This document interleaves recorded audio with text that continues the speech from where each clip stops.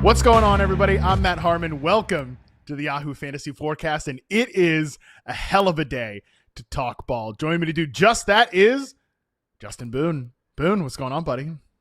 What's happening, man? I mean, there's lots of things we could talk about right now. We could talk about how I beat you this week in the Office League. We don't need to spend a lot of time on that. What we should talk about, though, is the bold predictions article that our staff does every single week. Man, we were on for this one this week. You got Tyquan Thornton scoring again for the Chiefs. Shout out Scott Pianowski, nailing that one. Ashton Genty going off, finishing as a top 10 running back. He might be the RB1 by the end of the week. Shout out to Ray Garvin for that. What else we got here? Drake London finally getting it together with 100 yards and a touchdown. Joel Smith hitting on that one. And then you and I, we didn't quite get ours, but we weren't that far off. I had O'Marion Hampton as a top 5 back again this week.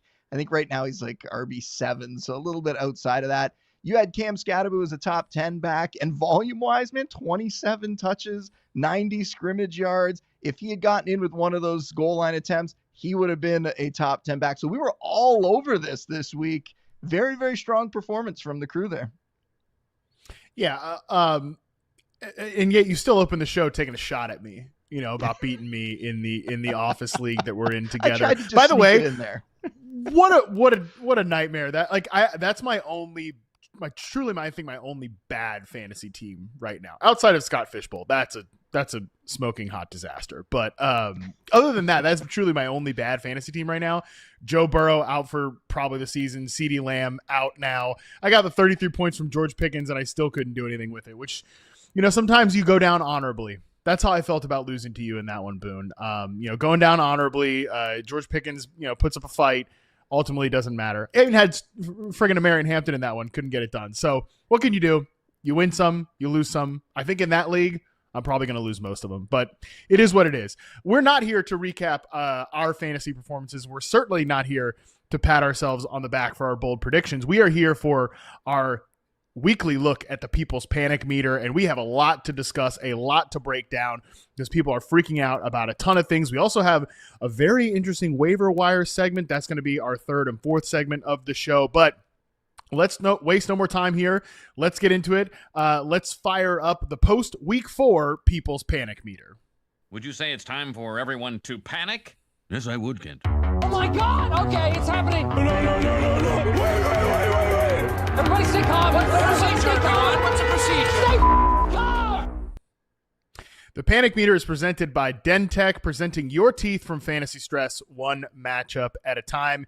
And there's a lot of stress out there with some of these performances here, Justin Boone. Before we get into them, reminder for the new folks, we have 4 tiers in the People's Panic Meter. We have no panic, some panic, total panic, and coping corner. And speaking of the coping corner, we do have to have our first check-in on the coping corner right now. Heading into this episode, only one man holds the honor of the coping corner, and that is Chiefs running back Isiah Pacheco, who did score a touchdown, I believe, in week 4, but still had, 9 touches, 35 yards on the ground, very much a split backfield. I believe Kareem Hunt actually played the most snaps among the running backs. Brashard Smith is getting mixed in.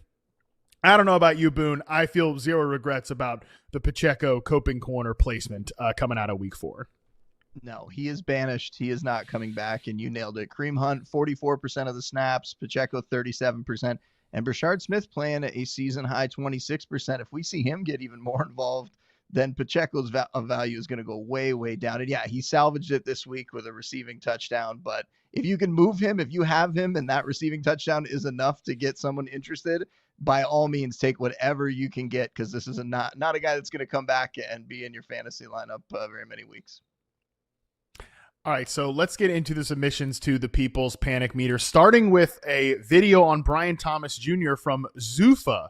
I believe I'm saying that right. Sends in this video on BTJ. All right, boys, I need to know how panicked you are with Brian Thomas, because it's been 4 weeks at this point, and during these 4 weeks, I have not been having fun, not one bit. And I think every Brian Thomas manager would say the same, because you took this guy with such high draft capital, like a lot of people took him in the second round. Some people even drafted him in the first round. Okay. And at best, he's been giving you like what?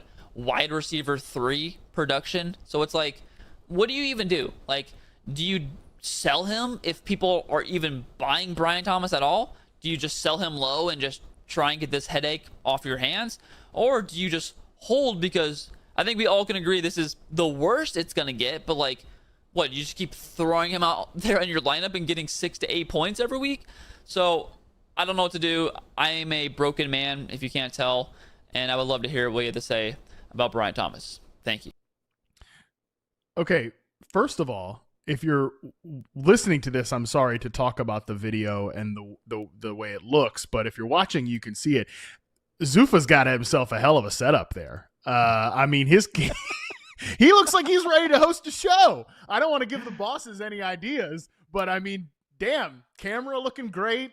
The sound setup was awesome. I mean, he's got a podcasting station set up right in his kitchen. Boone, he completely put our visual setup to shame. I think he should probably just host the show.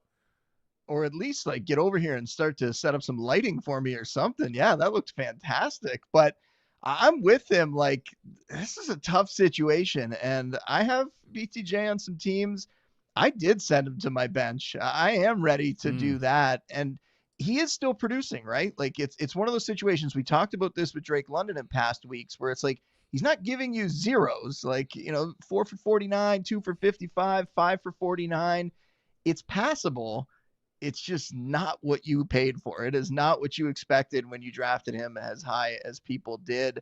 And I mean, even though the usage is there, do we think something's going to change? Do we think that he all of a sudden is going to start to make good on it and just rattle off a bunch of big games? I mean, the Chiefs, the Seahawks, and the Rams are his next 3 opponents here, and then a bye after that. I'm in total panic here, Harmon. And it's not that he's not going to be a decent fantasy receiver, like sort of like the video said, right? Like, he could be a wide receiver 3, maybe even a low end wide receiver 2. But I don't think this is going to turn around now. I don't have the confidence that I had when we were looking at Drake London and saying, like, wait, everything is there. He looks okay. There's just an injury. He's going to get over that and he'll be fine. And sure enough, he did. With BTJ, I'm not seeing that right now. I'm not seeing a guy who seems confident, who seems like he's going to turn things around. I see a guy who seems to have lost some of his confidence and isn't making the plays that you'd expect him to make out there. So my standpoint on him is that I'm moving him way down into that low end wide receiver 2, kind of high end wide receiver 3 range. And I'm in a total panic. I think we were at total panic last week, right? Or were we only at some panic? I mean, at this point, I think I don't want to say he's a coping corner candidate just because it's too early for somebody that's at this level. Okay. Like a guy that was drafted in for that. He seems too good for that. A first, second round pick. I think it's too early for coping corner, but we are trending a little bit towards it is what it is type situation. We've got the tweet up from Nate Tice here. And this is something that I sometimes, Boone, and especially on a Sunday when I'm watching games, I get a little bit divorced. I don't know if this happens to you, but I get a little bit divorced from the fantasy like scoring and implication of these games sometimes, because when I was watching that game on Sunday, I actually felt really encouraged, as Nate was pointing out in the tweet we just showed here, that I could tell they were like working him on some outbreaking routes, because we've talked about this, that his biggest issue, and this is a thing he has got to get over at some point if he wants to be a real deal wide receiver 1, is working over the middle of the field, especially in this offense. That's where most of the action flows. That's where we want our fantasy wide receivers being targeted. We want them getting those over the middle in breaking routes.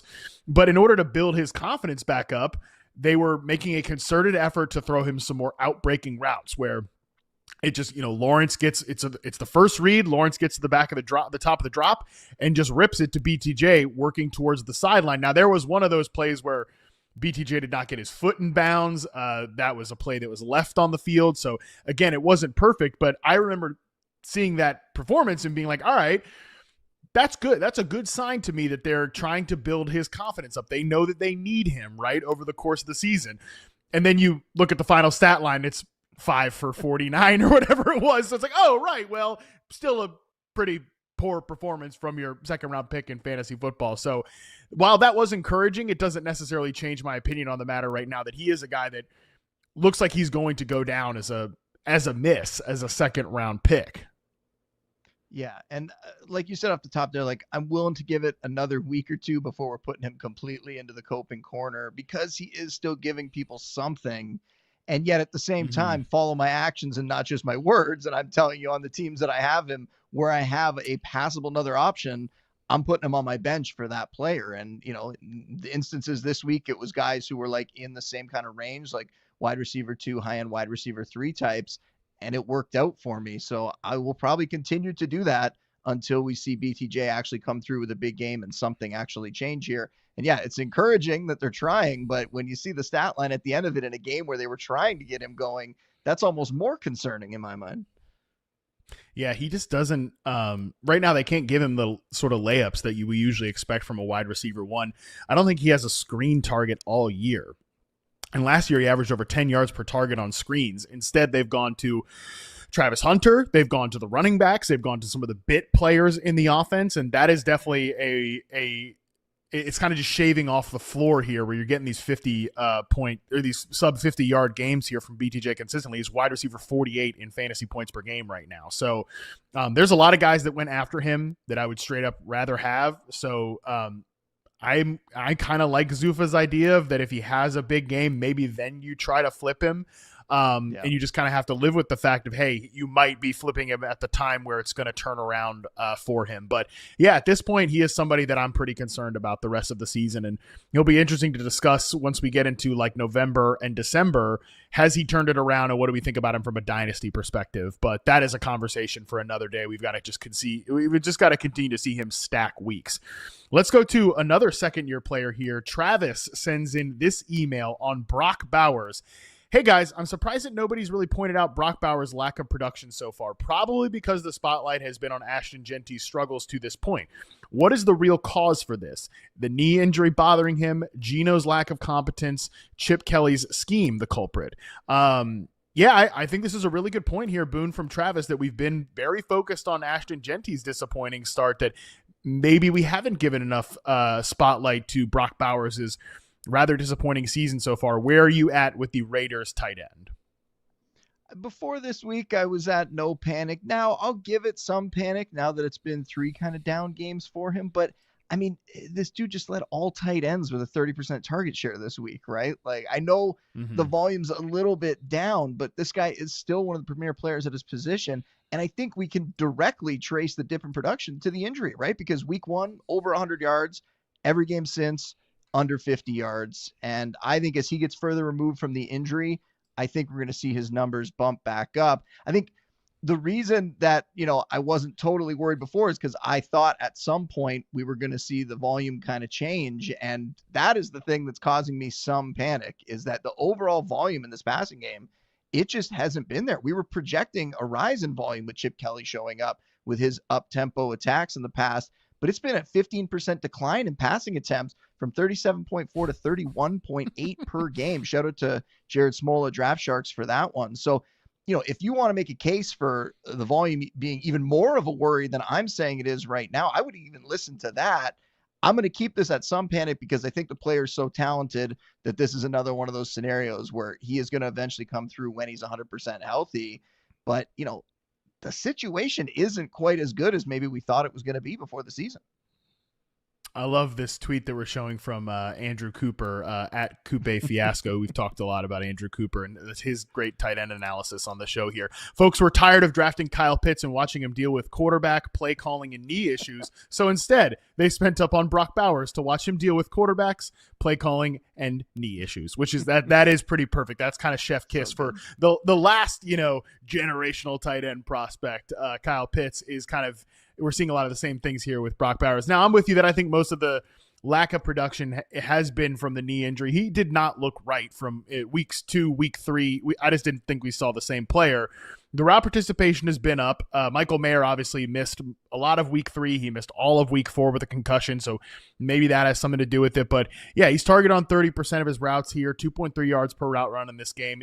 I think we could see him get better and better from a playing perspective over the course of the next few weeks. But I think there really are some systemic issues that also that makes me agree with you in thinking we should at least have some panic here.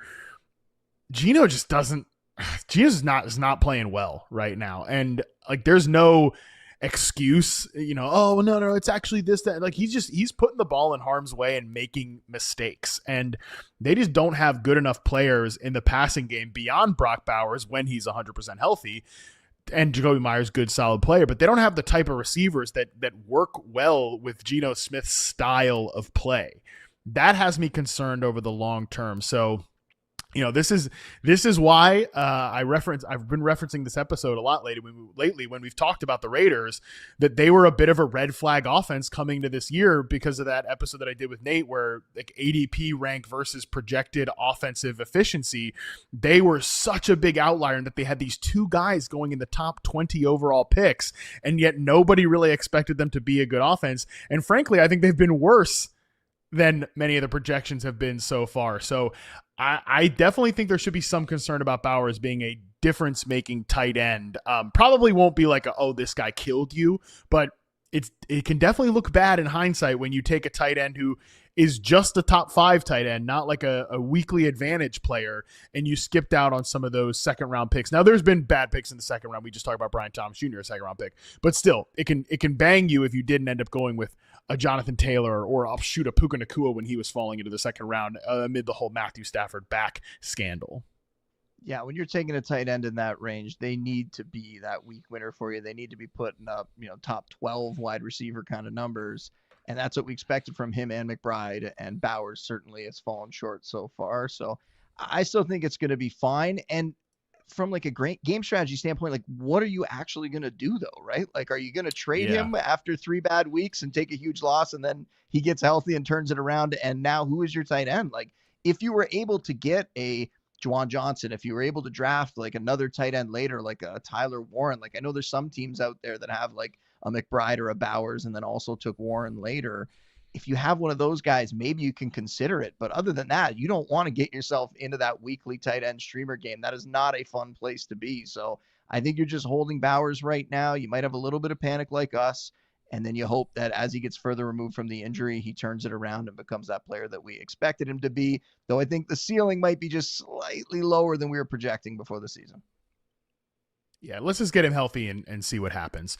Let's stick in the AFC West and go with we got 2 Chargers ones here coming up. So buckle in. We've got Chargers talk coming up. First, Phil on Justin Herbert. After his hot start cementing himself as a top 10 fantasy quarterback this season, how worried are we about Justin Herbert with the copious injuries to his offensive line? Thanks, Phil. I also want to acknowledge that Jack Wickham sent in a voice memo about Justin Herbert. Unfortunately, buddy, Jack, you sent that thing in at 4:50 and we're live at 5 p.m. Eastern, so the producers did not have enough time to turn that thing around. But shout out to Jack. Usually, if you got to get your homework done a little earlier. All right. Remember, I say on the show, you got to get in by 2 p.m. Eastern. We're a little past 2 p.m. Eastern. But shout out to Jack for sending what I'm sure was a great voice memo in talking about Justin Herbert. What's your level of concern about Justin Herbert, as Phil points out, amid all of these offensive line injuries? I'm still only some panic. Maybe I'm like going too soft on this one. You could tell me, but it's not just Rashawn Slater. It's not just Joe Alt. It's Mekhi Becton being out as well. So now you're down to your 3rd string left tackle and your 2nd string right tackle and your 2nd string right guard. It's definitely a problem. Like, I'm not trying to downplay that, but Alt's not gone for the season, we don't think, right? It seems like it's an ankle issue. We might get him back in a few weeks. There were reports that he was trying to go back into the game. I'm curious, that conversation that happened on Sunday, but I'm not panicking completely here, especially when they get the Commanders and the Dolphins the next 2 weeks, which I think they're going to be able to move the ball against those teams. So it's going to just depend how long is Alt out for. Can he come back? Can he kind of stabilize this? If he was going to be out for the season, then yeah, we're talking total panic at that point. I'd be much more concerned. But if it's just a matter of him missing a few weeks and those few weeks are kind of easier matchups, I think they're going to get by. I think this is still an opportunity where, maybe you want to buy into this offense if people are worried about these injuries. For me, it's just still some panic. Are you more worried than I am? No, my point was going to be exactly yours, which is the last 2 weeks, as they've dealt with, obviously, Rashawn Slater out for the season. That's been the case for a while, but Mekhi Becton, the injury there, and then obviously Joe Alt last week. The last 2 weeks where Justin Herbert's fantasy scoring has maybe come back to the pack a little bit. Week 3, Denver Broncos. Week 4, New York Giants. The Giants defense is not perfect, but they've got some dudes up front. And for whatever reason, it took 4 games into the season for them to say, hey, that guy that we took high in the draft, who was a great edge rusher in college, what if we stuck him as an edge rusher? Put his hand in the dirt, Abdul Carter. What if we put his hand in the dirt and let him tee off against a backup offensive tackle? I wonder what that would look like. Oh, well, it would look like Abdul Carter smoking what had been the hottest quarterback in the NFL in Justin Herbert through the first 3 weeks of the NFL season. So I think those two matchups have maybe been a little bit of a buzzsaw, especially for a team that lost its left tackle very early in this game in Joe Alt. But Commanders week 5, Dolphins week 6, even Colts week 7, those do not strike as much fear into me as the Broncos and the Giants defensive lines specifically. So, especially week 5 Commanders. Michael Penix just had his get-right game against the Commanders. Geno Smith, who can't stop throwing picks to everybody else, he kind of carved up the Commanders' secondary behind the worst offensive line potentially in the NFL. So I actually think week 5 presents a get-right game. I'd almost be I can't say no panic just because Joe Alt not being there if he's going to miss a game. Joe Alt's a badass. He's awesome. But I'm pretty close to no panic overall on the Justin Herbert part of things, specifically because of that week 5 matchup against Washington. Yeah, I think for me, the thing that changes here is there was a chance after the first couple games that maybe Justin Herbert, with these weapons, with this environment, maybe he could actually challenge to get into that group of the elite guys. Maybe he had a chance to be at like the low end of the Josh Allen, Lamar Jackson kind of group. And now I think he slides back more to the QB1 range. I don't think he's going to push his way up into the conversation with those guys by any means, but still a very solid quarterback here, a guy that you're going to be happy to have on your fantasy team. There's not really any moves to make off of this. Things will be okay. And yeah, hopefully they can get through the next little stretch here with all those injuries and then get people healthy for a big push in the second half. Let's have a little bit more of a difficult conversation here about the Los Angeles Chargers. Next email comes in from Mark on Ladd McConkey. Mark writes in, boys, can you spare me some time to talk in depth about Ladd McConkey? All of the metrics. Take your pick. Tell one story. His box score and my team's 1-3 record tells another. I left Pittman on my bench for him this week. Those points would have won me my matchup because everyone, Mark, apologies, I was definitely one of these, everyone that you're pointing out here, so my bad, buddy, said the Giants were the perfect get-right opportunity. All caps, nope. And I bet the underlying metrics still say he generated opportunities in this week's game. Listen, I'm a believer in analytic approaches, but at what point do we say this isn't going to happen no matter how much it should unless there's an injury or a major change? I also wanted to shout out Ethan Conley sent in a tweet that said, QJ stole Ladd's powers like in Space Jam. That might be what happened. I don't know. I do a lot of wide receiver work, Boone. I haven't done any in-depth research on the potential, Space Jam, Monstars type situation here. But yeah, look, it's not gone great for Ladd right now. I want to throw it to you here and just get your thoughts on where Ladd McConkey is, because I thought this was a great get-right opportunity. As Mark said, some of the underlying metrics were opportunity-wise, were still good, but they weren't all perfect, actually, because he just hasn't been getting the targets. He also had 2 very uncharacteristic drops in this game, which, that happens, but obviously not what you want to see. Well, I'm not going to leave you alone out on the plank there because I also thought this was going to be the week that he got right. So we were both wrong about that one.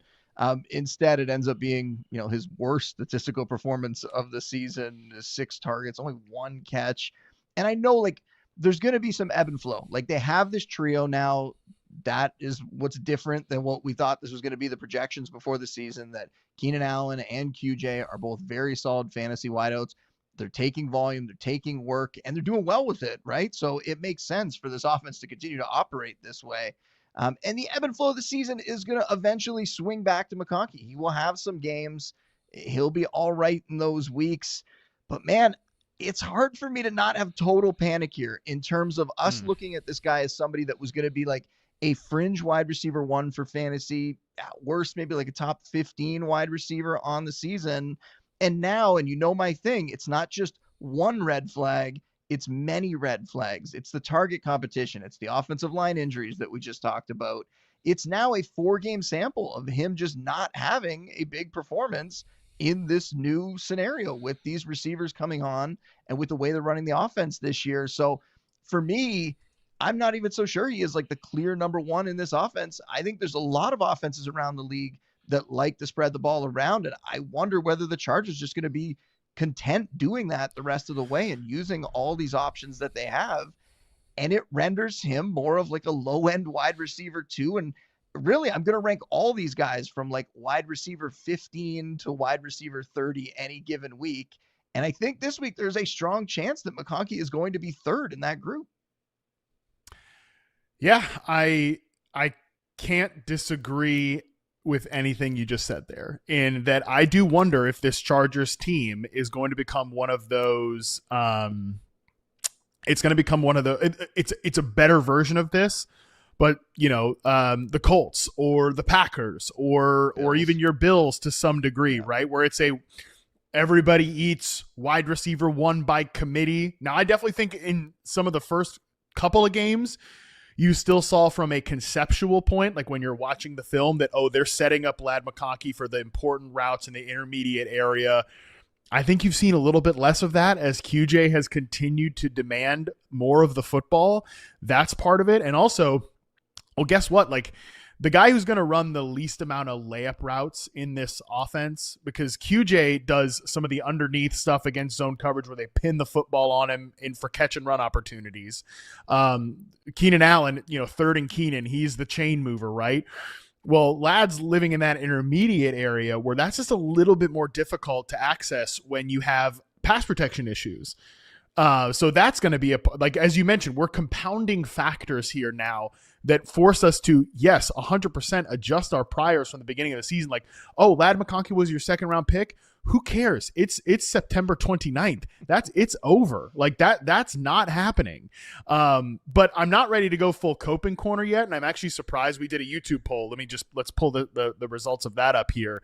I'm actually surprised that only 20% of the people in the YouTube chat right now voted for coping corner for Ladd McConkey, because Twitter was ready to put him in the coping corner. So again, for the audio listeners, 47% of people said total panic for Ladd McConkey, 30% some panic, 20% coping corner, 3% no panic. I think, yes, I'm with Boone. We're at total panic, 100% for like Ladd McConkey, viewing him as a wide receiver one. He's not going to be a wide receiver one.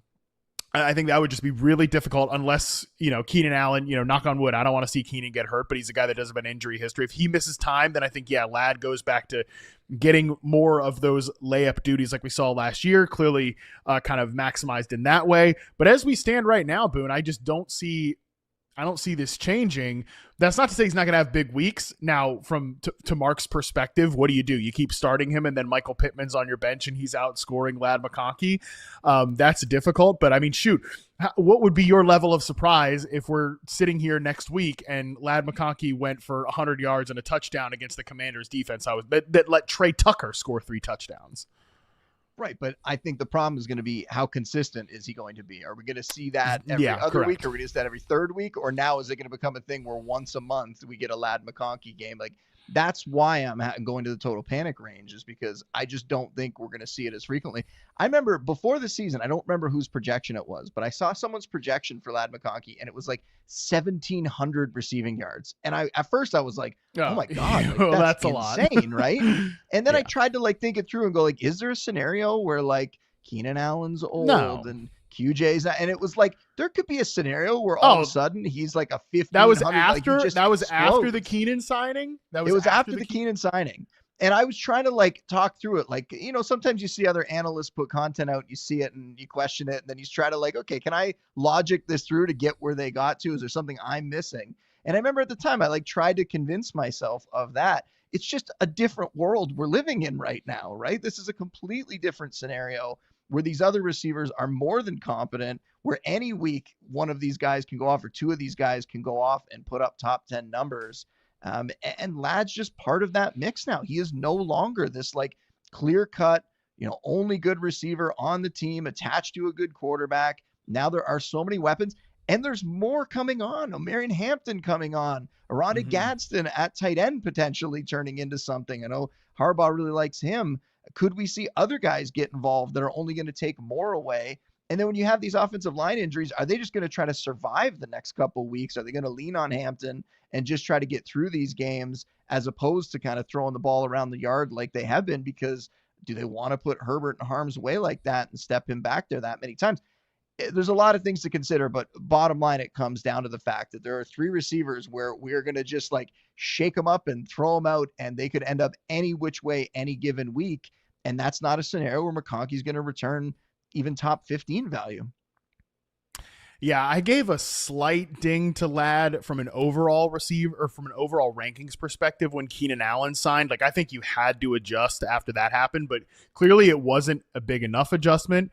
And then secondly, just nobody saw this QJ season coming. I don't even know if the coaching staff saw. Let me tell you what, they wouldn't have drafted Trey Harris and Keandre Lambert-Smith if they thought this QJ season was coming. But it's here and it's real.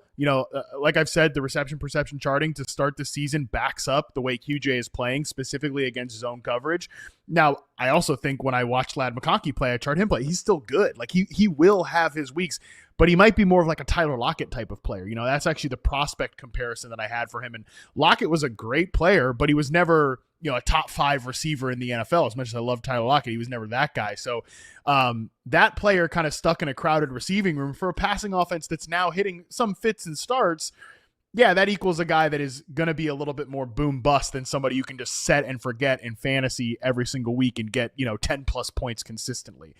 So before we move on from this, we have to address one more thing because we had a YouTube comment about this. We're going to share this here. This is from Tyler in the YouTube chat. Said, Matt Harmon, you said you would eat a pen if Ladd would not outproduce Quentin Johnston season long. 13 Johnston targets today. Where is Ladd at? It is time to eat that effing pen. LOL, are you a gel pen guy or a fancy pen guy? This is going to be straight out of a scene from Saw. Okay, number one, Tyler, I appreciate you, buddy. Thank you for watching the show. Thank you for commenting. We love everybody that watches and comments. So, Tyler, shout out to you. I'm not coming at you for this, but that is not what I said. And this is not an attack on Tyler, but as a society, listen, Boone, I am 100% okay with getting dunked on. Like you came on this show and dunked on me right away. Totally cool with that. We're pals. Tyler and I, we're pals because he watches the show. Okay. We're all among friends here. Totally fine to dunk on each other. But if we're going to do that, we also have to be accurate. So let's play the clip of what exactly I said about the Chargers wide receivers. The fact that Keenan Allen is like wide receiver 5 in PPR points, Quentin Johnston 7, and Ladd McConkey's 40. I will eat this pen if that's the case by the end of the season. Okay, like that's not going to happen. That will normalize itself.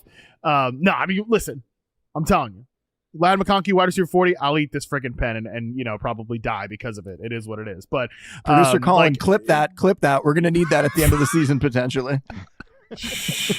I should probably not be manifesting these things after we just had that Ashton Jeanty Trent Richardson thing. Okay, so oh man, number one, we're 23.5% of the way through the season. It looks like we have the pen meter. The Ladd McConkey pen meter. Shout out to Jason Jung, by the way, for this incredible graphic. So this is how close we are to me having to eat the pen, because what I said, and Boone, you can tell me if I am misinterpreting my own words, because sometimes you come on the show, you say stuff, and then boop, right out the memory, it's gone. I do remember saying this though. I believe what I said was, if Ladd McConkey is wide receiver 40, I will eat this pen. I'm holding it right here for the YouTube viewers. I'm holding the pen. I said I will eat this pen if Ladd McConkey is wide receiver 40. I do not believe I said if Ladd McConkey does not outscore Quentin Johnston, I will eat the pen. I think Quentin Johnston outscoring Ladd McConkey is 100% live. Like, shoot, I mean, right now, look at the damn numbers, okay? He's way outscoring Ladd McConkey. And the reason I'm saying this is not a cop-out or anything. I will eat this pen if Ladd McConkey is not a top 40 fantasy receiver. And the reason this is not a cop-out is because this has actually gotten worse since we said it. Now he's wide receiver 55. We're trending backwards on the pen meter. I'm closer to eating the pen now than I was a week ago. So I just want to get the record straight here because, again, Tyler, all the people, you can dunk on me. I get stuff wrong all the time. This might be a take that ages poorly, but if we're going to dunk on each other, we have to be accurate. This is a societal thing we've got to be correct about. I want to say a couple things here. One is, everyone listening, can you hear the fear in Harmon's voice right now? It is yes, real. I'm nervous. He is worried about this. He is genuinely worried about this. And if I had to do like a meter right now for him, I might be at total panic for you, because I'm also worried. And it's mostly about the risk reward, because like the risk of eating a pen, there's some serious ramifications with that. I took it even one step further. Like, you're saying Ladd won't finish as the wide receiver 40. I thought there was one more caveat on that I don't even think you necessarily are requiring. I thought it was that the other two guys had to finish inside like the top 10 or top 15. Like, there was this massive gap between the two where Allen and QJ end up, at the time, you said in the clip, they were top 10 fantasy receivers, that they needed to finish up in that range, and then McConkey also finishing around 40. But you're saying it's just Ladd McConkey finishing 40 or lower? That's what you're going with? Well, because I think that if one happens, the other will naturally happen. That's what I mean by normalizing, right? Is that that I think if Ladd McConkey comes up to, let's say, wide receiver 28, then QJ probably comes down to like wide receiver 15. Keenan Allen comes down to like wide receiver 24 or something like that, right? Like, that's what I mean. This stuff has to all work out from a math perspective, and I just think that math-wise, it's not going to be those two guys are top 10, Ladd is 40. And again, we went backwards after 1 week. And yes, I am very nervous. Look, not to make this all about me, but I take good care of myself from a physical perspective. I eat very clean. Okay. I'm high protein. You know, I'm spending a lot of money, okay, on the diet, grass-fed beef, pasture-raised eggs. I do all that. I be very careful about what I put in my body, and then I'm going to eat a pen. And like, that's what's going to take me out. That's a tough way to go. Yeah, hopefully you have like a really good blender that can mix that up into something. I don't know. But yeah, I'm trying to give you lifelines. I'm trying to add like little things to it, going, well, the other two have to finish high, don't they? Like, we got to do a few things. And you're like, no, it's okay. Just Ladd under wide receiver 40. All right, man. I'm hoping, I'm wishing you good luck on this one. We're at total panic on Ladd McConkey from a fantasy football perspective, and I am at total panic about my guts. Okay. That's where we're at right now. Okay. Somehow we have to come down from that and give one last serious piece of analysis. I don't even know if I want to hold this pen now. It's freaking me out. We have one more email to talk through. Mac sends this on Derrick Henry. Are we finally reaching the end of the road for our glorious King Henry? The fumbles have been a little concerning, but I am starting to panic about the Ravens as a whole. Their defense cannot seem to get any stops, thus creating negative game scripts, albeit against some tough matchups so far. Are we finally seeing the 31-year-old slow down, or do you think it's just been some early season variance against tough matchups? Boone, I'll just hit on this real quickly first. I think his best point, it's not about the fumbles. It's not about the damn, like, you know, Derrick Henry slowing down at 31 years old. To me, it's the Ravens as a whole. I mean, yeah. Justin Madubuike out for the season now, we find out today. They're littered with injuries on defense. This is, to me, Boone, this is not the Ravens we signed up for. No, not by any means. And it seems weird to have a guy like Henry who has 3 touchdowns in 4 games. And for me to say I'm at total panic on this one, but it's exactly for the reason you just said. It's the injuries on the defensive side of the ball that are changing the outlook for the team. It's now some injuries on offense as well. Lamar's got a hamstring. Ronnie Stanley hurt his wrist this week. Those are concerns. We'll see where those guys stand as the week goes along here. But if they're falling behind in games, Henry is just not involved in the passing game very much. He had 19 receptions last year. This year he's on pace for 17 receptions. He just gets taken out of these games. He gets game scripted out of it, and it totally changes the outlook. Now, when we talked before the season about Henry and we suggested like what were the range of outcomes for him, the low end range of outcomes is still pretty high. Like the low end range of outcomes in my mind is still an RB2 for fantasy. He's going to fall his way into the end zone at least 10 times. I mentioned how a couple of years ago, Gus Edwards did that in this offense. So there was no way that Henry wasn't going to get you that. But ceiling wise, how is he going to get up there unless this team is dominating? And right now, they've had some tough matchups, right? The losses have come against the Bills and the Chiefs and the Lions, like arguably, three very, very good teams, three very well-run organizations. And yet still, with the injuries mounting, do we think this is going to turn around really quickly here and all of a sudden they're going to start steamrolling teams? I don't know that they are. So I think at the moment, Henry falls down into the RB2 range where he becomes more of like this touchdown or bust kind of guy. He'll have the odd big game where he breaks a long run and puts up 100 yards and a touchdown. But more often than not, he's kind of looking like an RB2 grinder where you need him to find the end zone to pay off for fantasy, which seems crazy after the game that he had in week 1, but that's where we're at. Gross. I mean, just super gross. Everything you said there was hurtful and bad. And yet I think, oh my God, you look at the after contact stats for him are still great. Now, some of this is because he's still busting off big runs, right? 5.02 yards after contact per rush attempt, 4.9 last year, right? So it's not as if, I don't think there's a huge difference to him as a player. But the yards before contact has gone from 1.02 to 0.78, which is closer to like his last 2 years in Tennessee than it was the first year in Baltimore. I think some of that is also just the offensive line is maybe not playing as well as it did last year. That could probably correct over the course of the season, but the injuries on defense are the big thing here, Boone. I said this to Chris Allen yesterday. He might be the best game script dependent running back of all time, but he is still a bit of a game script dependent running back. So he's still running back 18 in fantasy points right now, 12 half PPR points per game. Would you actually consider him maybe like a sell high candidate? Like get out now before things get worse on the name value, on the fact that he does have some production, and maybe try to, I don't know who you could turn him into, but that might be something you could consider doing here. Yeah, I would definitely consider it. I mean, if you look at the schedule too, right, they have the Texans and the Rams and then a bye week. So is it going to get that much better over the next month here? Not totally sure about that. So that is concerning.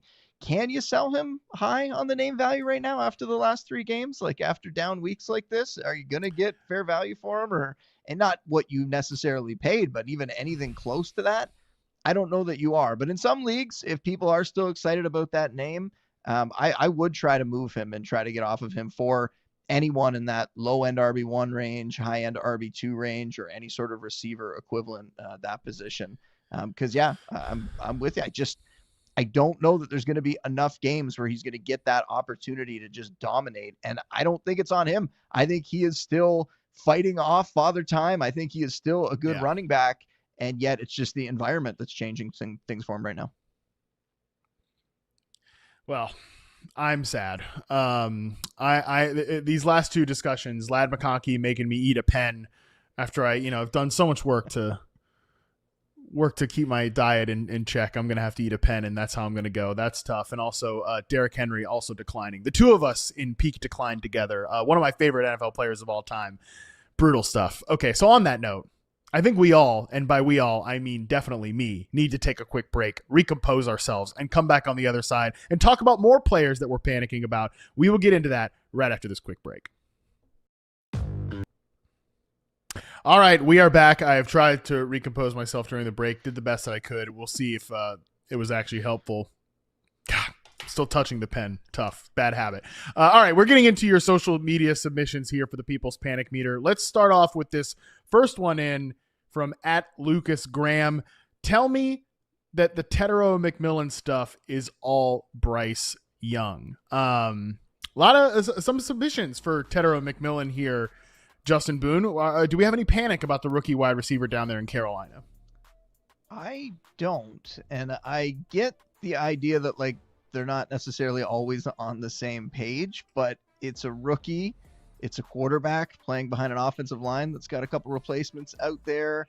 I mean, they haven't connected on a touchdown yet, but McMillan's 12th in the league in receiving yards as a rookie right now after his first 4 games. And he was playing through an injury. He dealt with an injury, got out there, kept going this week. He's not coming up empty-handed. I don't really know why you would be that worried about this one. I have no panic here, Harmon. Is there something that I'm missing on the film other than the fact that these guys the chemistry might not be there yet, but we have a lot of time. He's a rookie. As the season goes along here, I think this thing is going to even only get better. Yeah, I mean, he comes away with 4 for 62. I think for a guy that you shouldn't be counting on Tedero McMillan to be anything more than your low-end 2, but probably better as a high-end 3 for your fantasy team. You can't really be too upset with 4 for 62. That said, I might push for some panic here, only because I do think the expectations have gotten a little out of whack. This is too much of a meta point here, Boone, for us to really break this down in the amount of time that we have for this segment. But I just think people jump the shark with rookies way too often. Where even look at the guys last year. Look at the 2 players we've talked about so far. We've talked about Ladd McConkey and Brian Thomas Jr. At the end of last season, we as a whole community were ready to just say, like, these were 2 of the 10 or 12 or 15 best wide receivers in the NFL. And they're now in their second season, like, kind of struggling to even put together usable fantasy seasons. Like, sometimes we see, oh my God, because I think McMillan's looked awesome so far. He's looked really good, but he looks like a good starting NFL player. I wouldn't say like, holy hell, this guy looks like the next Jamar Chase out there. So yeah, on a Panthers team that's yet to play in a real game, and he is still making some rookie mistakes, had a couple of drops in week 2, had like sort of a miss last week as well.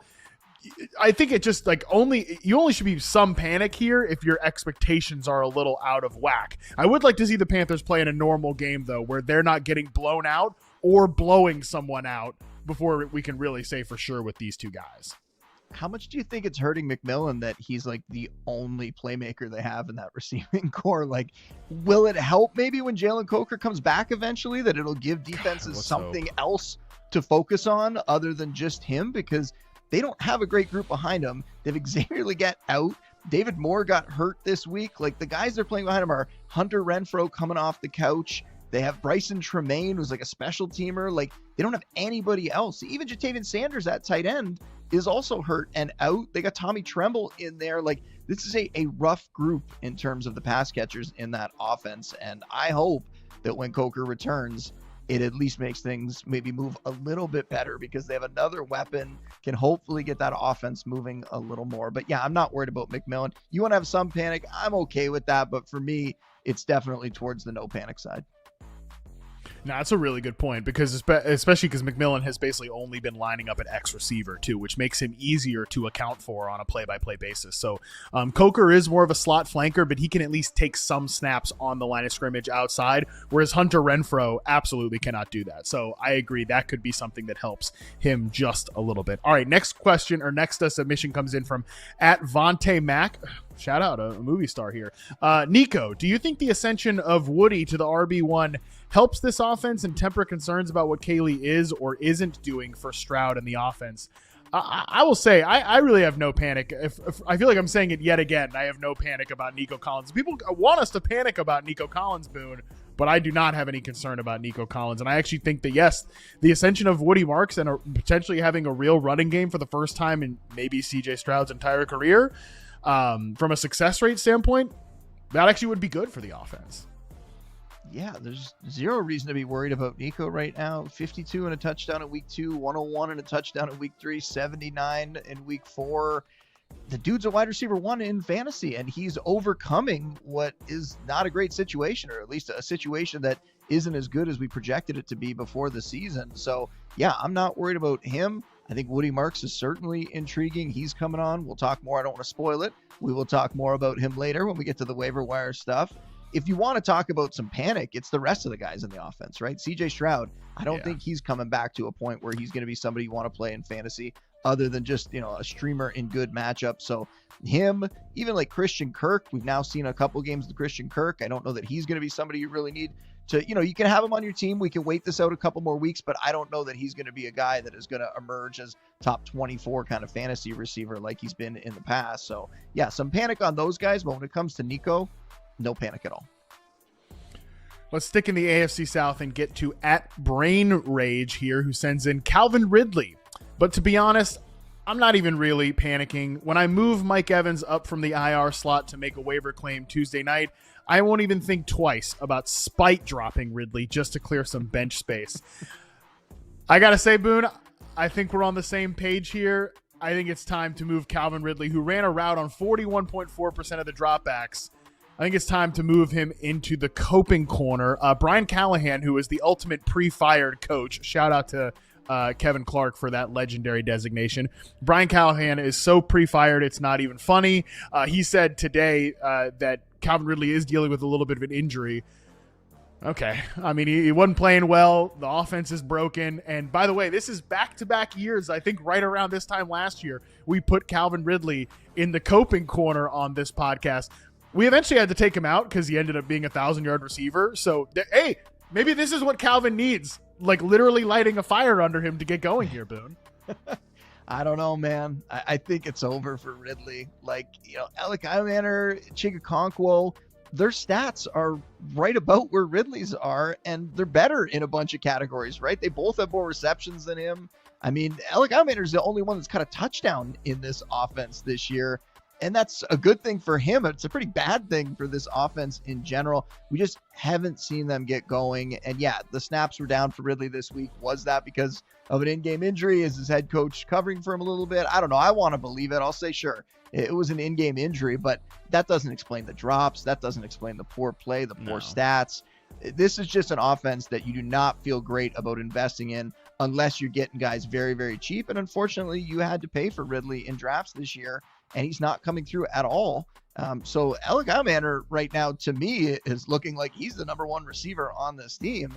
That's the guy that I would want to roster, and I'm more than fine dropping Ridley or trading him in a package for anything that you can get. Any sort of value, move along from him. I don't think this one's turning around.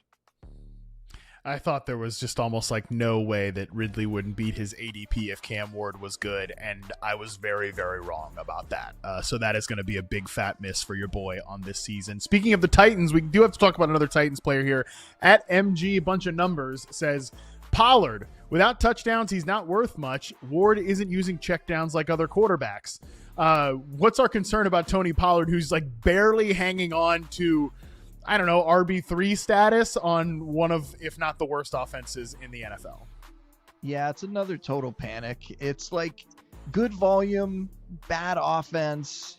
Those running backs, like you said, they can give you RB3 value. They can give you flex value. They might have a week here or there when they find the end zone, but overall, they're not going to win you weeks. They're just sort of like lineup fillers, right? And I think that's where we're at with Pollard, on top of the fact that Tajay Spears is going to be back soon. And when he returns, because we're not seeing a lot from this offense, could they try to get him involved? He's the kind of game-breaking player that they need. Get him out there, get him some touches. And if that happens, now you start to eat into the volume. So yeah, Tony Pollard, total panic, and somebody that if you have to start him, let's hope it's just in a flex spot. Yeah, the ultimate you could do worse, but you should be doing much, much better type of player right now. Next one comes in from at Moki Bears. AJ Brown, just so hard living with the inconsistency. Boone, before I throw it to you on the panic designation, again, we're sort of in our rapid fire social submissions, but I think it might be time. I hate this stuff, right? When people are like, it's time to have this discussion. Just have the discussion. Okay, well, say what you want to say. Well, what I want to say is I don't think AJ Brown is playing well. Like when I watch him, and week one, I was willing to write off coming back from a training camp injury or whatever. I watched back that Buccaneers game, charted it this morning. He's not getting open. This was the number one player I charted against man and press coverage last season. Let me tell you this right now. We're not trending towards anything close to being the number one player at getting open against man coverage. So something's not right here. And it's not just I was going to say, do you have a theory as to what it could be? Like, is it just because he's very like his personality, if he's not happy with the way things are going, I could see the effort kind of dwindle a little bit. Yeah. Do you see that? Or do you think it's more just, is it an age thing? Is he getting older? Is it not a great fit with the way they're calling the offense? Like, do you have a theory on what actually is leading him down that road? I think a little bit of almost everything you just said there. I have to think from an engagement standpoint, like how bought in is he? I mean, he's tweeting out these quotes or whatever that we talked about yesterday with Chris Allen.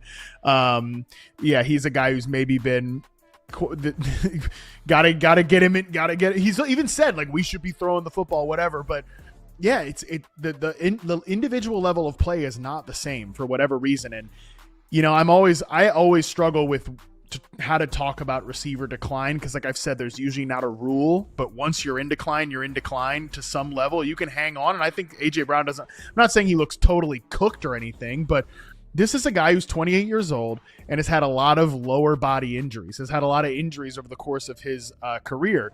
I don't want to like raise the Allen Robinson alarms, but that was a guy who, when he fell off the cliff before he even hit 30, and I was way too late to say that was what was happening. And I'm not saying that that's what's happening right now with AJ Brown, but it is at least on my radar that he is not playing well enough in isolation from a getting open standpoint for that to be the biggest talking point, and maybe he does need to go somewhere else. I don't know, but I don't know if you can cash in on AJ Brown's name value right now because the production has been so limited outside of one game. But I like 2 weeks ago, I was willing to say this will figure itself out in time. I'm not so sure right now if it's going to figure itself out in time.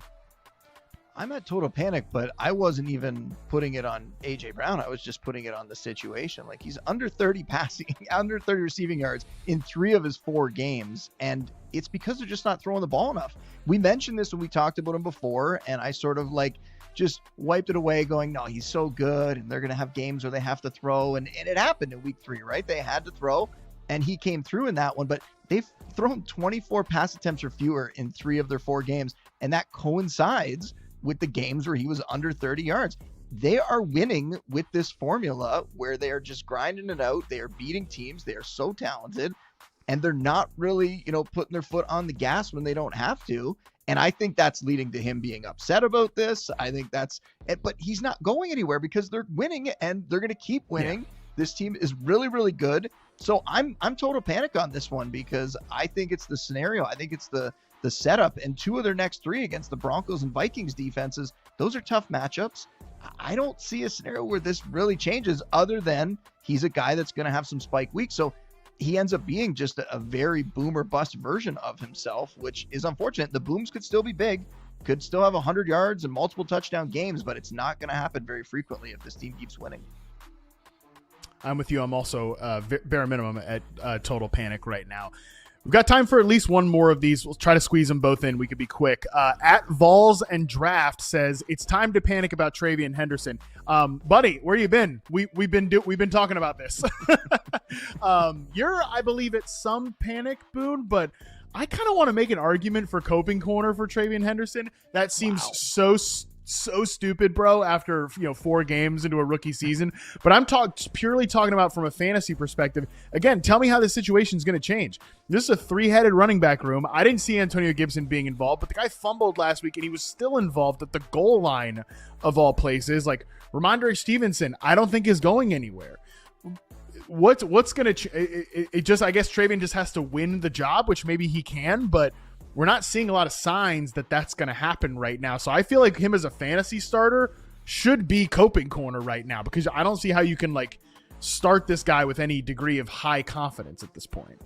No, you can't start him as anything more than a flex, and I would probably recommend keeping him on the bench right now. Even going into this game, we thought there was a chance where he was going to get more work, and I said keep him on the bench until we see it. But I'm looking at this, for me, this is I'm all the way down at some panic because I'm looking at a rookie running back who is going to get better as the season goes along. The coaches are going to start to give him more as the season goes along. And we've just seen this with a bunch of other rookies, right? Where they started the season slow, and then after a few weeks, they start to get more opportunities, whether it's Omarion Hampton or Woody Marks or all these guys, Ashton Genty, they're all slowly coming on. I think it's going to happen for Henderson. I just think it's going to take longer. And there is a lot of green on that schedule. There are a lot of easy matchups coming up. So I'm just looking at this from a big picture thing going, it's a rookie who's going to get more opportunity later in the season. The schedule is going to be easier and he's going to go off at that point. So that's why I'm only at some panic. Maybe it's foolish. Maybe I'm in denial on this one, but I think he is still going to come through by season's end. You just got to hold it out. Well, we have to be in mutual agreement for coping corner, so I can't just put him in there all on my own. Last one real quick. At Holmes, bunch of numbers, said, starting to really panic about DJ Moore right now. This was another guy I would make a coping corner case for, bro. I mean, what's going to change about DJ Moore? I mean, Roma Dunze is the guy. They're not a good enough offense to support 2 every week fantasy starting wide receivers, and they get other bros involved. Olamide Zaccheaus, he's involved. They get the tight ends involved. They throw to DeAndre Swift. I think DJ Moore needs to get traded to save his fantasy value. Yeah, I'm at total panic. I mean, I'm listening to the Coping Corner argument. I don't know if I'm willing to go there yet. And to me, it's just like you're equating. He was, drafted as what, like a low end wide receiver 2, and now he's giving you like wide receiver 3 flex. Like, I'm not going off the deep end when it's that kind of difference. Like, he's still producing a little bit, but I agree with you. And we've talked about this in past weeks. The outlook has just changed for him in terms of there were people drafting him thinking that he was the number 1 receiver on the team. I didn't have it ranked that way before the season, so maybe that's why I'm reacting like this, because it's not as much of a shock to you or I think, that Rome Odunze is the guy there, and they have all these other options. But yeah, it's like 5-6 targets a game. He's not getting used in the running game as much as maybe we would have hoped for his fantasy value. He's just not what he used to be. So you look at him, and yeah, he's a guy that still can give you wide receiver 3 flex value, and it might be a little bit volatile. But yeah, I don't know. It's not totally Coping Corner. I think it's total panic. He's not going to go back to being the guy that people thought he was a year or two ago, but he's still somebody that can get into your fantasy lineup. I definitely came in a lot meaner than Boone today, so we'll have to work on week 5 getting Boone to be a little bit meaner for these Coping Corner designations. But all right, so after this, it's just Isiah Pacheco and Calvin Ridley in the Coping Corner, and we will revisit some of these players, I'm sure, next week because the people will send them in. We are going to get to another quick break. We come back, we have your waiver wire picks heading into week 5 right after this. All right, we are back. Justin Boone, it is time to get to your waiver wire selections here heading into week 5. Let's start at the quarterback position. Yeah, we'll go position by position here, and we'll start with QBs. Jackson Dart is a name that we have talked about on the show before, who I've written up in the column a whole bunch. I had him listed in there as a high upside stash for a few weeks. And then last week when we got news that it was going to be Russell Wilson stepping down, it was going to be his job, all of a sudden he became the number 1 quarterback pickup in the column last week. And a guy that we knew had some rushing value, was going to be able to get out there and potentially give us a high floor. And sure enough, in his first game out there, what does he do? He runs 10 times for 54 yards and a touchdown. He plays through a hamstring injury in that game. He even got checked for a concussion at one point. He also threw for 111 yards, which doesn't look that great, but he did have 1 passing touchdown.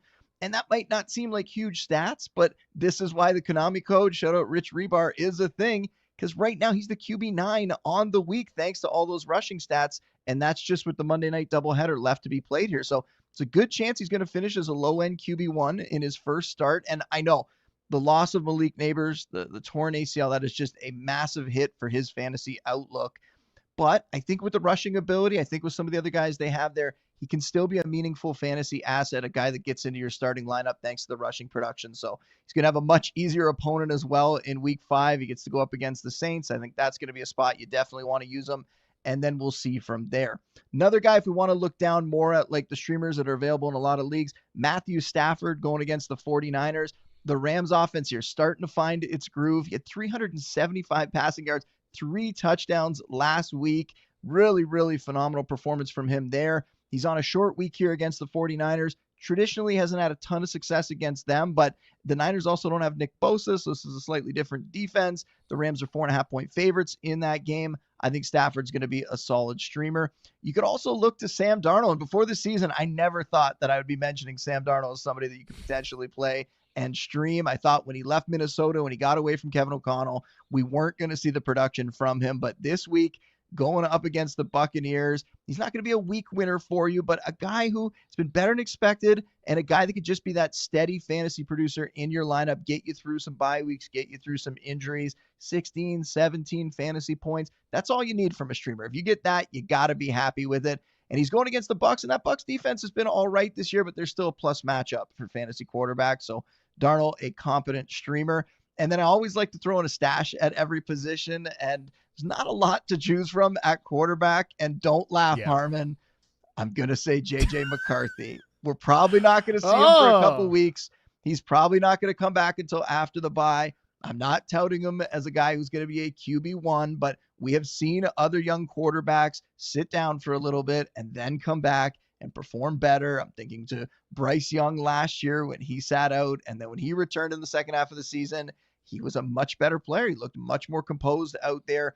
Let's hope we see that from McCarthy. This one just boils down, though, to Carson Wentz is not the answer. We saw that on the weekend. No. Carson Wentz can put up some stats, but he is not the guy that they want to trust. They want to get the young quarterback out there. They want to see if he can be that dude. I still think he can be. It's just going to be maybe a little bit longer of a process. Also, he will come back to an environment that's different. He's going to have Jordan Addison now. He's going to have Christian Derrick out there. We'll see if Ryan Kelly, who had his second concussion of the year, we'll see if he's healthy in a couple weeks and able to play. So it's going to be a slightly different setting.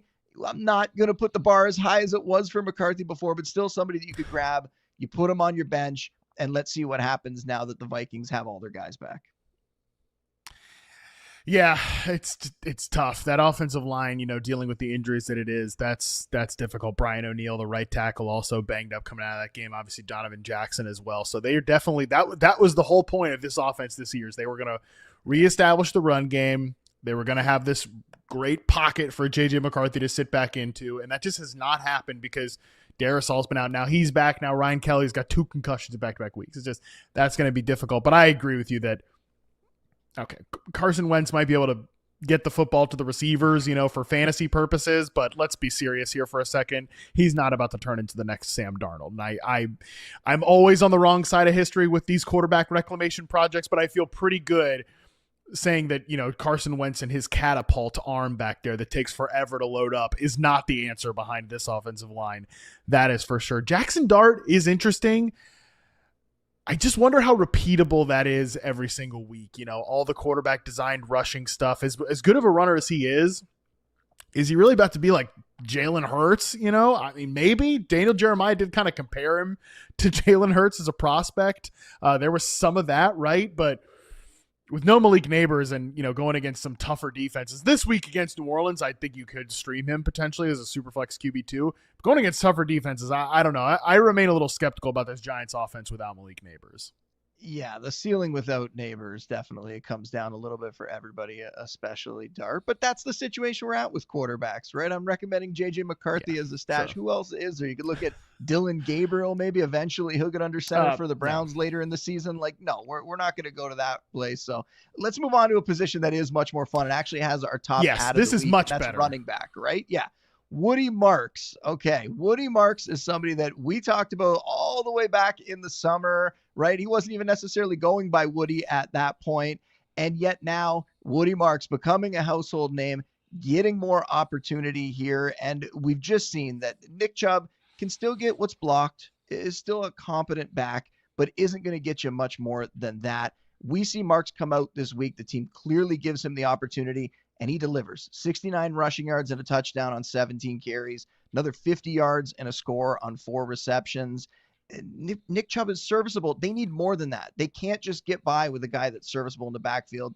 So Marks showing that he can do that. Clearly the coaching staff saw it. He went from 11% of the snaps in week 1 to 27% in week 2 to 48 in week 3 to 56 on Sunday. It looks like he is taking over this backfield.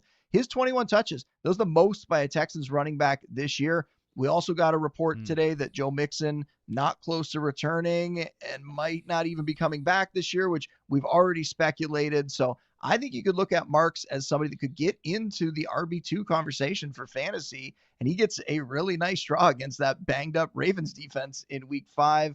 Baltimore's been one of the 5 easiest matchups for fantasy running back. So Marks is an extremely important ad right now. I think if you need a running back, you look at spending at least 50% of your budget, maybe more on him.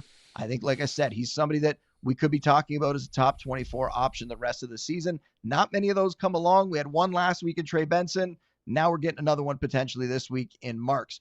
Kendre Miller on the Saints. I did not anticipate the game that he had this week. And Alvin Kamara continues to be the lead back in New Orleans. There's no question about that. He's playing over 70% of the snaps.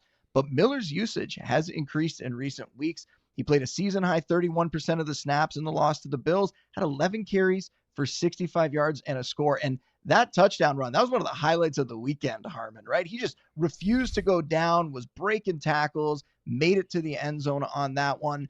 I think this performance is going to earn him more opportunity as well. And we're talking about a team as scrappy as the Saints have been, right? They're not giving up. They're not throwing in the towel. They play right till the end, which is great for fantasy because they have some guys that can produce for fantasy. We want to see them go all the way to the final whistle. I think at 0-4 with this team, do they start to look to the future more? Do they start to maybe play some of the younger guys? Could they potentially, we've talked about it, could they trade Alvin Kamara? I don't think Kamara wants to leave the city, but it's not like he's asking to be traded. But does it make sense for them to move him to a contender and then give Kendre Miller more of that backfield? I think it would. Regardless, Miller's now put himself in the conversation as a flex guy who's one injury or one trade or one coaching decision away from getting more work in that backfield. You like to see him coming through on his opportunities there. Kenneth Gainwell. Now, this one isn't as much me telling people to go out and pick him up, but I want to address it because he goes out and just has this dominant performance, and some people might not even have seen it on Sunday morning. Did it in Europe, 134 scrimmage yards, 2 touchdowns, replaces Jaylen Warren in that game, and basically plays the Jaylen Warren role. But Jaylen Warren, you think, is probably going to be back after their week 5 bye. So you don't get an opportunity to maybe start Gainwell this week. And then if Warren comes back, then Gainwell just returns to being a bench guy, a really, really deep flex option maybe. But he's that one injury away guy now. So you can pick him up as long as you know that's what you're getting. You're getting the one injury away guy. You're not necessarily getting somebody that you can plug and play into your lineup. So as good as he was in that game, you're not going to get those results. So don't go crazy. Don't spend up to get him. And then for a stash out running back, I know producer Colin's going to love this. I'm not here to try to make producer Colin happy, but Jaden Blue on the Cowboys. Harmon, I mean, we have given Colin a hard time about Blue. Going back to the injury in the preseason, was he ever going to become anything? There's a possibility that he could finally get his chance here. Miles Sanders left with an ankle injury on Sunday. We'll see how bad it is. Sometimes ankle injuries, they can swell over 24 hours. They can get worse after the fact. So we'll have to monitor that one. But if Sanders were sidelined, that could open the door for Blue. And he's just a day 3 rookie. We're not going to go crazy on this. We're not going to get ahead of ourselves on expectations, but he is very quick. He's got good pass catching skills. He could be that big play complement next to Javonte Williams. So Blue, in my mind, is worth stashing right now, even though we've given producer Colin so much flack about him over the last month or two. Yeah, if you have a roster spot, I wouldn't mind sticking him there. You just have no idea if he's going to be anything like this week or next or whatever. But I agree that it might be getting close to Jaden Blue time. I want to go back to Woody Marks here. That was a really impressive performance by him. As a matter of fact, that last game for Texans against the Titans, that is the 8th best rushing success rate for the Texans the last 2 seasons. In that game, that's how pitiful the Texans run game has been the last couple of years. One of the best rushing performances at 33% success rate, by the way. So I think Woody Marks could maybe help this thing out a little bit. I think it's just time to get the younger guys involved there in Houston. He might be even more like a 70%er to me from a fab perspective. Just he might be the starting running back for this team the rest of the way. And I think this is an offense that can turn things around to some degree. I think people have overly freaked out about Nico Collins. I think that the offensive line does still need to gel together, but it is a very new system, a lot of new terminology, a lot of new here. I think we could see better things from the Texans going forward. That makes me a little more interested in Woody Marks. And yeah, Kendre Miller, man. I mean, this is just, I think, the best running back collection we've had so far this season, potentially. These 4 guys here, especially the first 3. But yeah, Kendre Miller coming on has been pretty exciting because that has certainly been like a storyline since he got drafted by the Saints, that the former coaching staff just kind of wanted nothing to do with him. And he's finally maybe earning something with a new group there. And Alvin Kamara just shouldn't be on this team, bro. He should be in Kansas City. He should be in Chicago. I don't know. He should be somewhere else other than the damn Saints. So I think Kendre Miller, if anything happened there, he would immediately become a fantasy starter. Any other parting shots on these guys before we throw it a break? No, I would say, though, if you roster Alvin Kamara, to go get Kendre Miller, and maybe if a trade does happen, you could end up with 2 starters along the way. Ooh. So make sure you're going to get Kendre Miller. Spicy. All right, we are going to throw to our final break here. When we come back, we will talk through waiver wire additions at the wide receiver and tight end positions. We will get into that right after this. All right, we are back. We're talking wide receiver additions off the waiver wire, tight ends as well with Justin Boone. Let's get into wide receivers here. What do you got for us this week? Well, as much as we hate this one, right? Malik Neighbors suffering that season-ending ACL tear, but it does open up opportunity for other guys. So we wish Neighbors the best. We want to see him back healthy.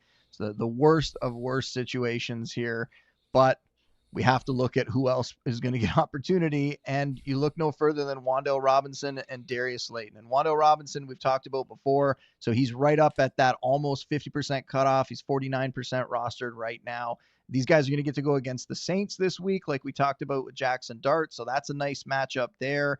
And, in Neighbor's absence last week, like we saw Robinson and Slayton start to step up here, and Robinson's numbers, like, they have dipped over the last couple weeks from what he was doing early in the season when we were talking about him as a big waiver wire pickup or a guy that you could grab and throw into your lineup. Just 4 catches for 40 yards the last 2 weeks after 14 catches for 197 and a touchdown in the first 2 games. And one of those games was that crazy game against the Cowboys that went to overtime, and Russ was just throwing the moon balls and he was going off. But it shows you that there is a ceiling here for Wan'Dale Robinson. He's not just that PPR scam necessarily. And I think it's worth noting that his playing time increased, right? So he was playing around 75% of the snaps in the previous 3 games. In this game, with Neighbors going out, that goes up to 97%. I see Robinson as the most talented, healthy receiver on this roster. And I think he's a guy that could give you wide receiver 3 flex numbers moving forward. So I think he's somebody that you definitely want to try to go get.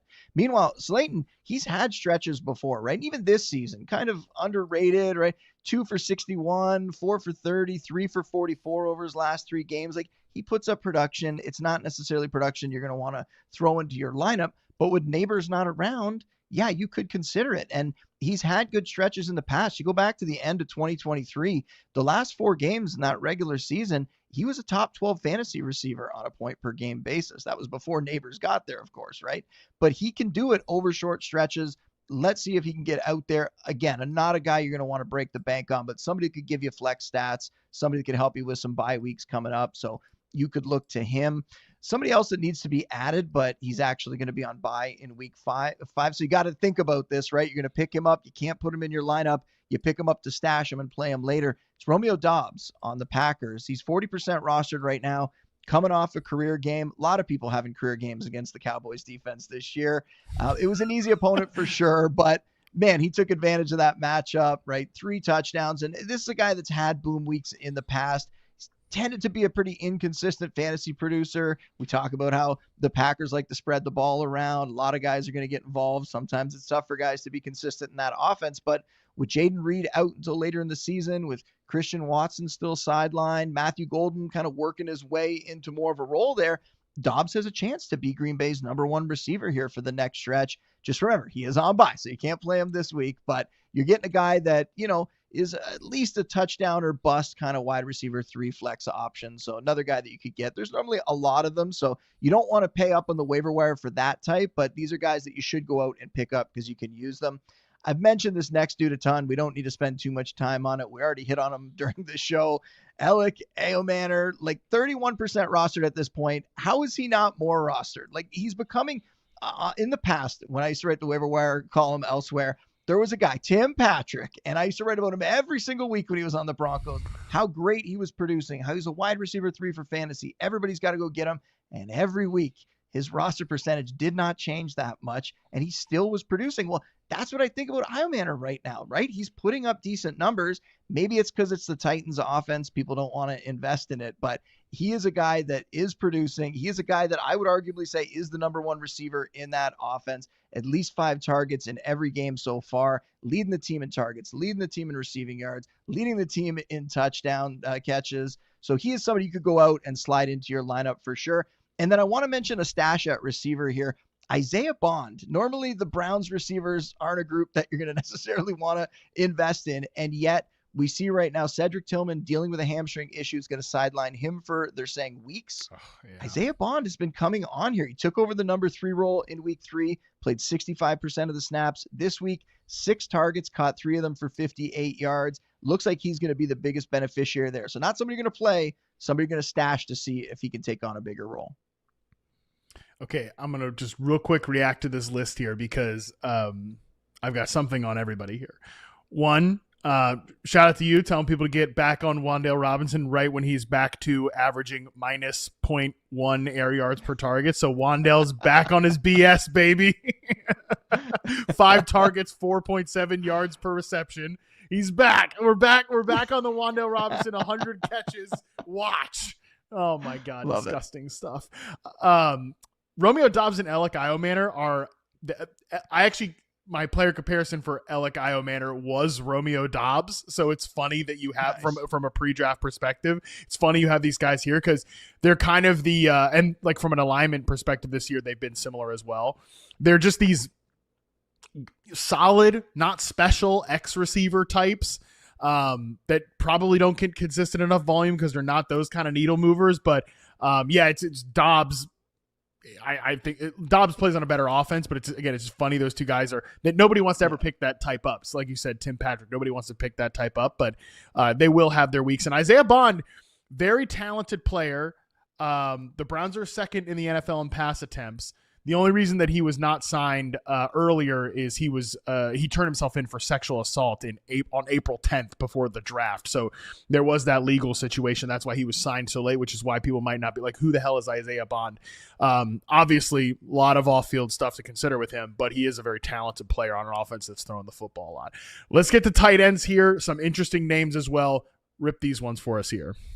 Yeah, we don't have to spend a lot of time on this one because we've talked about these guys before, right? I would say the top pickup this week is Brenton Strange on the Jags. He's 28% rostered. They're going up against the Chiefs this week. Not a league-winning pickup. I like to identify this. This isn't somebody that's going to turn into a week winner for you, but he's been a surprisingly solid producer at a position where a lot of fantasy managers are struggling. So through 4 games, he's finished as a tight end 17 or better 3 times. He's got back-to-back top 15 results. 14 targets over the last 2 weeks. That's good enough to go out and get him, put him in your lineup, hope he gets you by and has a decent game. Harold Fannin Jr., I'm not even going to talk about because we talked about him every single week, but I will say the playing time is rising. We're seeing him potentially pass David Njoku in some settings. So I think you're going to want to look to him as the season goes along. He's a guy that you could stream, tight end 2 streamer type right now, but somebody that I think is only going to get better as the season goes along here. Someone who's very interesting, a deeper guy, Theo Johnson on the Giants. We're talking about the receivers stepping up. What about Theo Johnson, the tight end, maybe getting some more work here? I think that's interesting. He flashed last year. He had some decent games. Could he potentially do that? Not somebody you're going to start, but somebody you're going to stash here and see if he can take advantage of some more opportunities. And then Elijah Arroyo, the rookie, before the season, we were saying, could he be someone in the Seattle offense? Well, we're starting to see it. His playing time just increased to 55% of the snaps this week. That's his highest mark of the year, resulted in a season-high 44 yards on 4 targets. Another stash option, but somebody with a ton of potential. All right, buddy, give us your deep sleeper here real quick before we go. What am I missing on DJ Giddens? Why aren't people more excited about this guy as like a 1 injury away option? Jonathan Taylor having a great season, I know, but DJ Giddens just 4% rostered. He's the next man up if Jonathan Taylor gets hurt. Tyler Goodson, the other back in that backfield, the other depth piece, he got injured this week, groin injury. So now there's really no reason to not go out and stash Giddens. We do not want to see Jonathan Taylor get hurt. I will knock on wood here, but DJ Giddens, very, very undervalued, should be rostered almost everywhere in my mind. I mean, brother, Tyler Algier is the ultimate 1 injury away guy who you can actually play sometimes if you're desperate, and he's only 35% rostered. So, yeah, it's just these people are always slow on this type of guy, but I agree that DJ Giddens might be one of those 1 injury away guys. All right, Boone, hell of a show today. We covered a lot of ground. We freaked out about some players. We freaked out about a pen potentially being consumed by one of us on the show. So we covered a lot of ground. That is going to do it for us today. Shout out to everybody for watching and participating in the YouTube chat as well. We appreciate it. We see you. Make sure you like and subscribe to the show here. We will be back tomorrow. Same time, same place, 5 p.m. Eastern. Ray Garvin joins me for another edition of the Data Dump as we share the 10 stats you need to know heading into week number 5. Until then, we are out.